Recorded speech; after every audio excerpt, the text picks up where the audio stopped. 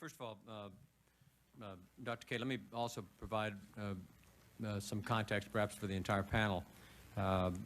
All through the readings and the witnesses and the contact that I've had with this story, I've oftentimes find myself asking myself, what was going on in my life at the time that various things that we're now looking at were going on. Specifically, I was campaigning for the United States Senate for the first time in 1988 when al-Qaeda was being formed. And the dominant issue, national security issue in that campaign, I remember it very well, which was, should we build and deploy the MX missile system? And it wasn't even a year into my first term when the absolutely unimaginable began to happen, which is the East Bloc nations began to be liberated. The Berlin Wall came down in the fall of 1989, and by 91, the Soviet Union was over. The Cold War had ended much more rapidly than anybody had predicted. And one of the observations that's been made externally to this commission that I think is correct is that, in a very real way, we were so busy celebrating that victory that we failed to pay attention to a number of problems that were going to occur as a consequence of the Cold War's end. We got into the Balkans immediately, and one of the ones that we missed was al-Qaeda and the rise of their capacity as a consequence of the Cold War struggle inside of Afghanistan that ended in 1989, and we, I think the history shows it rather painfully, we abandoned Afghanistan and took no interest in it all the way through the 1990s. And that one I remember as well because there happened to be a gentleman from Nebraska with a great deal of interest in Afghanistan, and he was encouraging me to seek some USAID funding, some very, very small amounts of USAID funding that we simply unable to get even the smallest amounts of funding to try to do something inside of Afghanistan because the Cold War is over, the Soviet Union was gone, and they were no longer important to us. Let me ask you if there's any disagreement with the staff statement that was presented. I heard Dr. K said it was a good staff statement, and if there's any comment about that staff statement, I'd like to hear it. Any disagreement, any fundamental disagreement with the staff statement as it was prepared?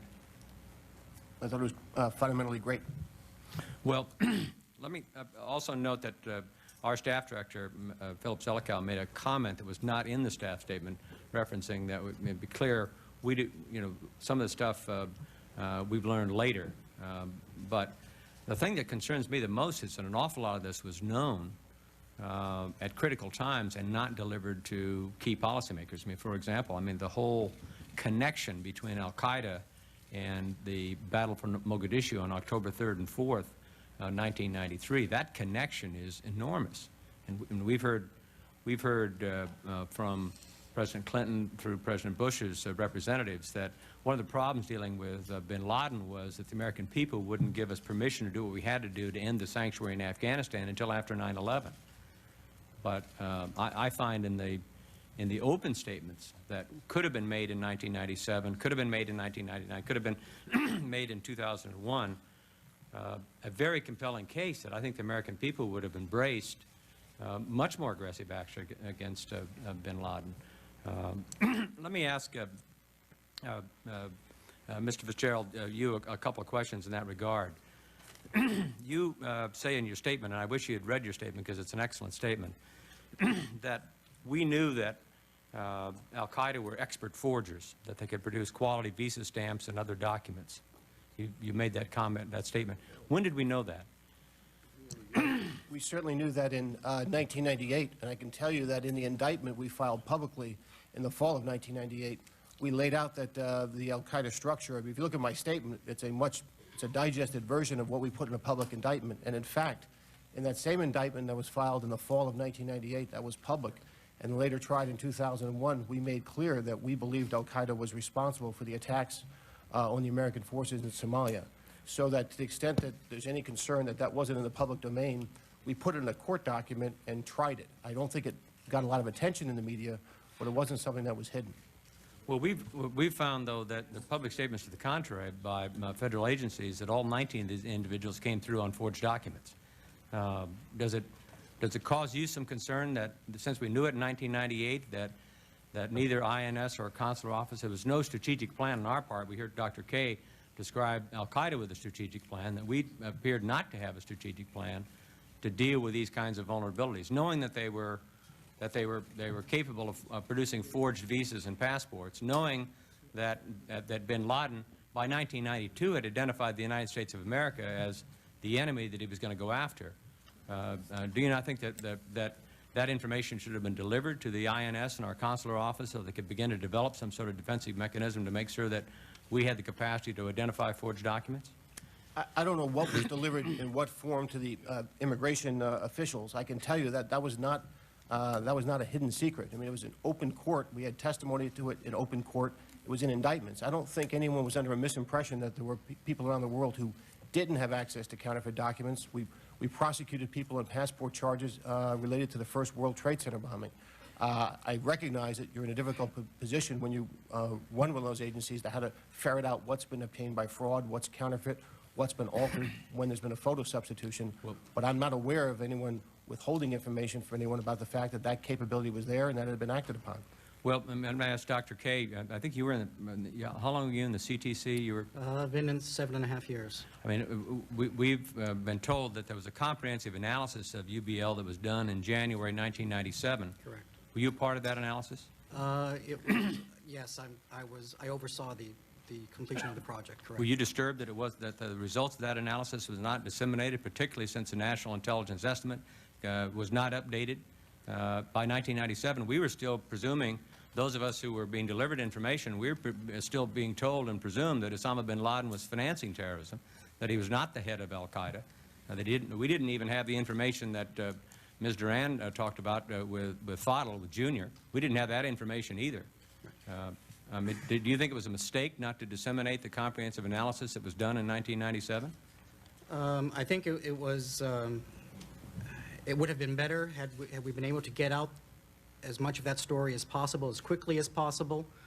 We were unable to. The project that that's mentioned at the time it was completed, and completed means essentially it was in draft, was not in a form that was suitable for outside consumption, and it needed to be prepared in such a fashion that it would be manageable, easily digested, and understood by the policymakers. Well, I'd like to at some point pursue that, because the stuff that we were being given was, I think, too easy to digest. And we had reached the wrong conclusions based upon the information that that was being delivered to us. I'm going to give you one of them that we've heard over and over and over from federal people, again from President Clinton through President Bush. We were focused on over there, not here. We've heard that from FAA administrators to National Security Council. We were focused over there, not here. But Wadi al-Hajj and Ali Muhammad were arrested in the United States, members of al-Qaeda in 1998. Do you think there was any basis for policymakers to be reaching the conclusion that we didn't have anything to fear from al-Qaeda inside the United States? That we should focus our attention overseas, not inside the United States? And Mr. Fitzgerald, don't you think the arrest of those two individuals indicates that they had great capacity to get inside, to penetrate the United States, and that we might have vulnerabilities here as well? Again, given the public statements that bin Laden was making as early as '96 about wanting to attack the United States. I think it was clear and public from 1996 forward that war had been declared upon the American military, and from February '98 that bin Laden had declared war upon the American civilians anywhere in the world. And I think the arrest of Mr. al-Hajj was public in September '98, and the arrest of Ali Muhammad became public shortly thereafter. And much of what, for example, Mr. al-Fadl, known as Junior, his identity was kept secret until a trial. It was one of we were very proud it didn't leak, but the information he gave describing how al-Qaeda operated and the various committees, the Fatwa Committee, the Military Affairs Committee, the Media Committee, all that was laid out in very, very much detail in an indictment and many of the instruments and pleadings in that court. So it was public. Only his name was withheld. Well, you've said something that I think is very important, which is that we were relying upon secret information, and the better information was the public information. In fact, the President, the very famous August 6th presidential daily briefing, it had been better if you'd have gone and briefed him and delivered the public information that you had about the trial, because there was more content in there. It was more clear from the trial who Osama bin Laden was, what he intended to do, than the briefing that the CIA prepared for the President trying to tell him the same thing. So the open source information was more reliable than the secret information. I think it's fair to say that there's a lot in open source that wasn't reported widely even by the media. I've always been confused by why people don't pay attention to what becomes public. I think it's not exclusive, but... Well, I mean, the reason is that I think a false presumption oftentimes. We presume that the best source of information on national security comes from classified sources. In this case, I think it turned out to be incorrect. I don't think we were given a clear enough picture of who Osama bin Laden was and what his intents were. I mean, can you describe what, actually I got one very specific question that came from the record of the trial that I'd like to ask you, of the embassy bombing, that the United States, that at the time that we were in the trial documents now, this is not me getting any secret information, that we were intercepting a telephone conversation of an al-Qaeda operative in Nairobi, which, by the way, I think does a little damage to this idea that, gee, this was a very hard target and we couldn't penetrate it at all. We were penetrating. We were intercepting an al-Qaeda operative's telephone conversations in the summer of 1996 and the fall of 1997. Do you remember what insights were gained from that intercept? To be perfectly honest, I do remember what we gained for those interceptions, and I think what people thought we didn't know as much as we did when we did at the trial, because you have conversations like any wiretap where people talk cryptically, they harumph, they refer to this guy, they refer to that guy, that place over there. It took us years to go back and look at those wiretaps, particularly with the benefit of witnesses, figure out what was going on, know the hindsight, and piece together what was being said.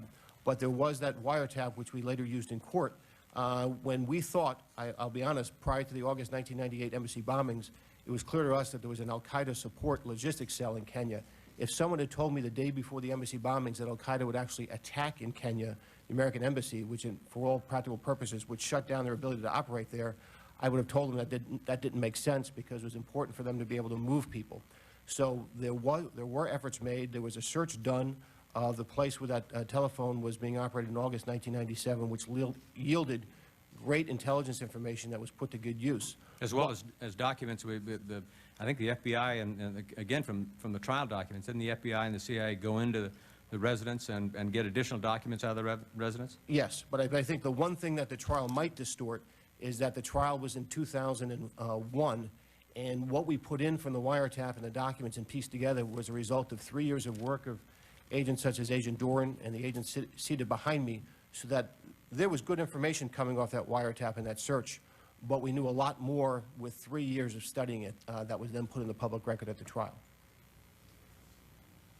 Well, I mean, I say it again, I mean, the public record of the trial of 2001 brought to my attention, at least, things that were happening in 1998 that would have been a lot more useful to get it in 1998. I've just for myself put together what we knew, what the President could have told the American people in 1997 based upon what we knew.